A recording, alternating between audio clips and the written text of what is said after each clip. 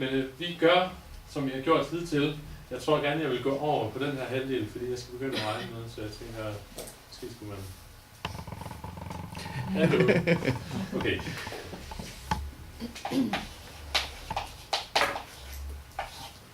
Vi går straks i gang med at bevise. Det er hårdt og uretfærdigt med matematik. Vi påstår noget, og så beviser vi det.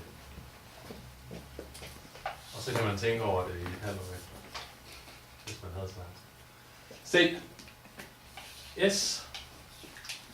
Det vi forstår ved S, det er funktionen S evalueret i x0 plus h.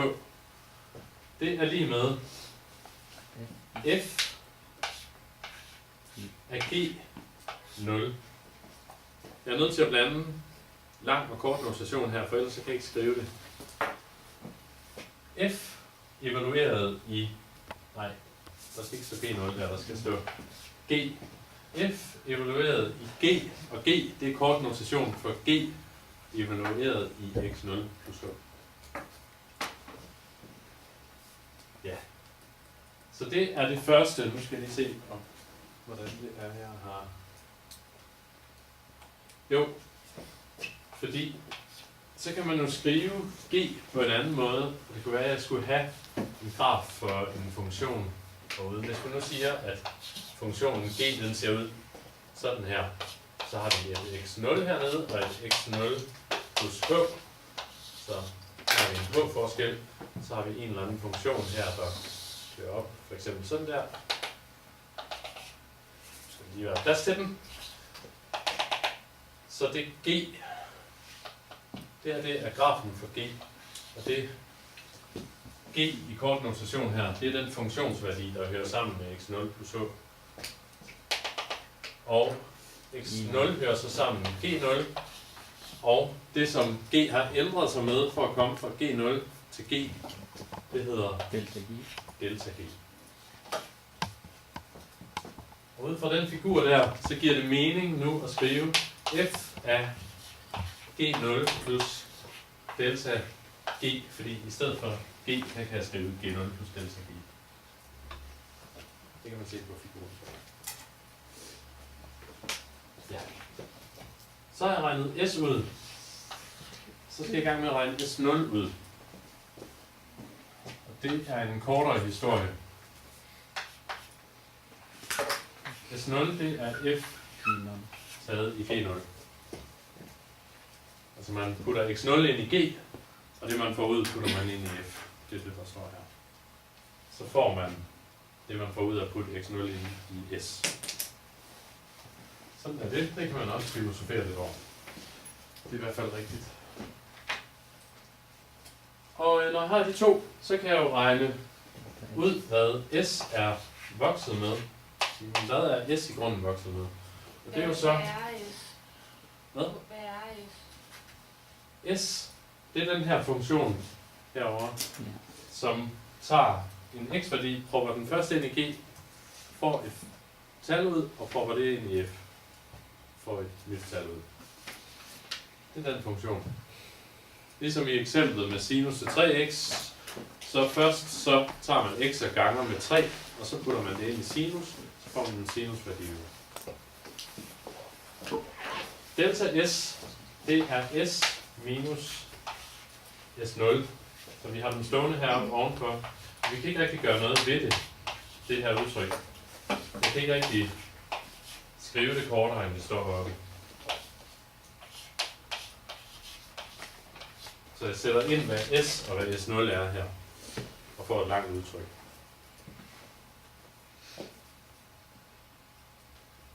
Og det næste vi så skal, det er jo så, at vi skal kigge på sekanthældningen. Nu har vi kigget på s' tilvækst.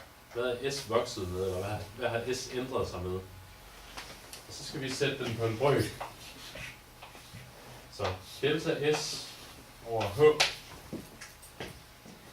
Og igen, jeg kan ikke gøre alverden ved det her. Jeg skriver det op, som det står.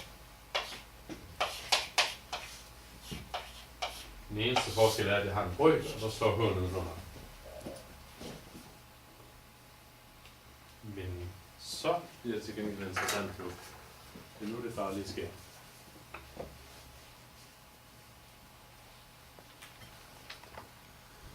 Alt, hvad jeg har sagt indtil nu, vil være klart, hvis man har styr på, hvad notationen her er akkordnotation for. Det er ren indsættelse i funktioner. Hvad giver det, når du sætter de tal ind? Hvad skal sættes ind i hvilken funktion? Så. Det er også godt på allernederste linje over på den anden side. Står der S mærke 0 lige med F, og så står der så mærke. Jeg tror gerne, jeg vil vente med at svare på det. Jeg synes, til videoen. Reklame for 7-Eleven. Vi vender tilbage til det. Okay, kan jeg sige, hvad du har skrevet? Det var det. Jo, men det tager tid. Jeg er nødt til at køre videre. Se, den her brøk, den kan jeg, og nu skal I lige holde fast, under forudsætning af, at hverken H eller delta G er 0. Men særligt, at delta G må ikke være 0. Så kan jeg i princippet forlænge brøken med delta G. Jeg kan gøre det allerede heroppe, så vi kan se, hvordan det ser ud. Det ser ret kedeligt ud. Ja, hvorfor ikke? Men hvorfor det? Men det er jo fordi, jeg kan se, at den tilvækst, jeg er kommet ind i F heroppe, i den difference heroppe, det er jo delta G, så jeg vil gerne have en brøk med noget med F over delta G. Fordi her spiller delta G lidt den rolle, som H normalt spiller i differensbrøken. Delta G er en værdi, der er lagt til inden i funktionsparenteserne. Det som H plejer at være.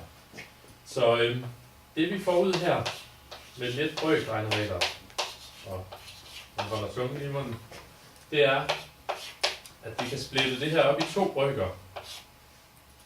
Det her, det kunne jo lige så godt, jeg kan bytte rundt på de her 2, H og delta G heroppe.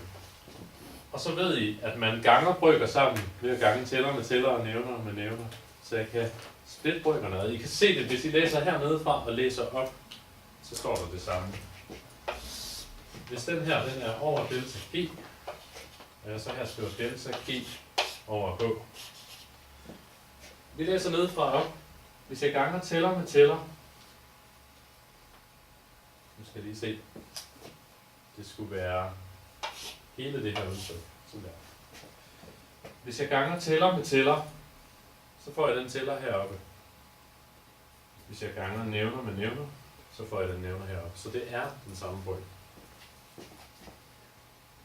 Så vidt så godt. Nu har jeg så det problem, jeg er nødt til at antage her, at delta G må ikke være 0, for ellers så gælder den her omskrivning ikke. Jeg kan ikke forlænge en brøk med 0. Det må man ikke. Men der står delta ikke lige med 0. Ja, jeg antager, at den ikke er 0. Yes. Men så kommer jeg jo til det problem, som i øvrigt er det sædvanlige problem, når vi omskriver differensbrøken, når vi omskriver sekanthældningen. Hvad sker der så, når nævneren er 0? Men her har jeg det ekstra problem. Det er ikke bare H, der kan blive 0. Delta G kan også blive 0. Og det kan den blive mange gange, fordi hvis vi kigger på den her brøk, den er sekanthældningen for G. Hvis vi tænker om, så længe H ikke er 0, hvordan kan den her brøk så blive 0? Sekanthældningen for G. Det kan den, hvis vi har vandret sekant, og det kan vi have rigtig mange steder. Vi kan sagtens have 2 punkter på en graf, som ligger vandret i forhold til hinanden, hvor det ene punkt har x0 som x-værdi, og det andet punkt, det ligger bare vandret set i forhold til. Delta H kan sagtens være kæmpe stor, men de 2 g-værdier på grafen for g, de er lige store, så det vil sige, der er vandret sekanthældning. Alle de steder får vi det her problem, som vi har undtaget os ud af her. Så det kan være rigtig, rigtig mange steder på funktionen g, at vi har vandret sekanthældning. Og der er vi nødt til at definere os ud af det her. Nu bliver det farligt. Jeg definerer på baggrund af den første brøk her en hjælpefunktion, der hedder delta f stjerne over delta G stjerne. Og den hedder sådan, fordi det her oppe, det er et slags delta F. Hvis I bare skrev x0 der, og h der, og x0 der, så kan I genkende det som delta F, som vi kender det. Det er en forskel på to f-værdier. Så det er delta F. Og det hernede, det er delta G. Så nu kalder den delta F over delta G stjerne. Det er så en reparation af det problem, at den kan være 0 nogle gange. Den skal antage værdien f-mærke af G0. Altså f differentieret i G0. Og det er jo lovligt. Jeg har antaget, at f kan differentieres i G0 fra starten af, så det er fuldt lovligt det. Hvis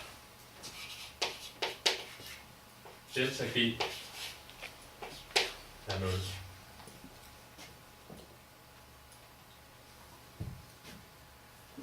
og alternativt, så er den lige med den der grimme brøk, vi har stået derovre. Den rigtige differencebrøk for f.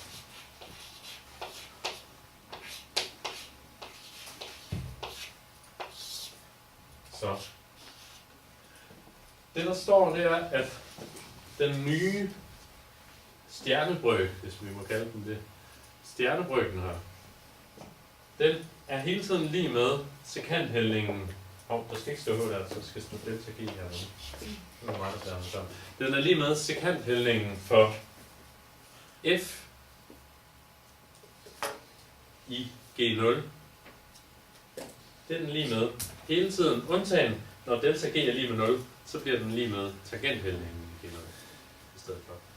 Så I forestiller jer, at den er hele tiden lige med sekanthældningen. Hvis vi er på grafen for f, den går et eller andet forløb, og vi er på det punkt, hvor G0 er x-værdi, så kan vi tegne sekanter til alle mulige punkter på f.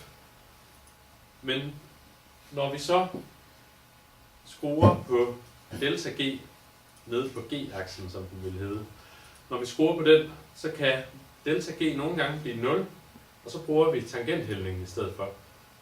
Og det fungerer perfekt, fordi den kommer i glidende overgang fra sekanthældningerne. Tangenthældningen er den værdi, som der mangler blandt sekanthældningerne. Det er nemlig den værdi, der mangler, når delta G er 0. Yes. Det er det, som er tegnet på den næste side. Sekanthældningen er hele tiden defineret undtagen, når x-forskellen er 0. Forskellen på de to x-værdier er 0. Så kan vi ikke stille nogen sekanthældning.